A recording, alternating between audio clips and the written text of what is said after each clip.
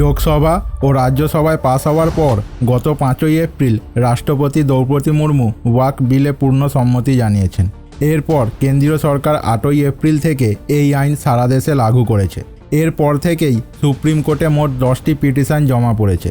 এই পিটিশনে 5টি পয়েন্ট উল্লেখ করা হয়েছে। চলুন সহজ ভাষায় জেনে নিই সেগুলি কি কি।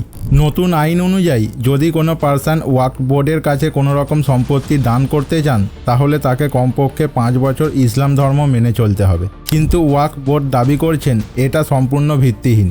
যে কোনো ধর্মের মানুষ ওয়াকফ বোর্ডে সম্পত্তি দান করতে পারবে।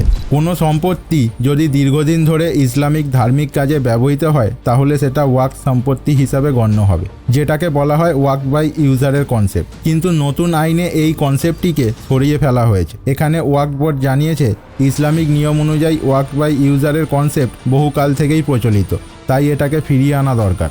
নতুন আইন অনুযায়ী ওয়াকফ বোর্ডে কমপক্ষে 2 জন নন মুসলিম মেম্বার রাখতে হবে। এখানে ওয়াকফ বোর্ডের দাবি যে ভারতে অন্য যে কোনো ধার্মিক স্থানে যেহেতু মুসলিম মেম্বারদের অ্যালাউ করা হয় না, তাহলে ইসলাম ধর্মের ক্ষেত্রে এই নিয়ম কেন? নতুন আইনে বলা হয়েছে ভারতের যে কোনো প্রাচীন ঐতিহ্য, স্থাপত্য, ভাস্কর্য ও সরকারি সম্পত্তিকে ওয়াকফ প্রপার্টি ডিক্লেয়ার করা যাবে না। কিন্তু ওয়াকফ বোর্ড এই কথাটি মানতে রাজি নয়। নতুন আইন অনুযায়ী ওয়াকফ বোর্ডের কাছে যে পরিমাণ সম্পত্তি রয়েছে তার সমস্ত নথিপত্র সরকারের কাছে প্রকাশ করতে হবে। কিন্তু ওয়াকফ বোর্ড দাবি করছে সরকার ওয়াকফ সম্পত্তি দখল করার চেষ্টা করছে।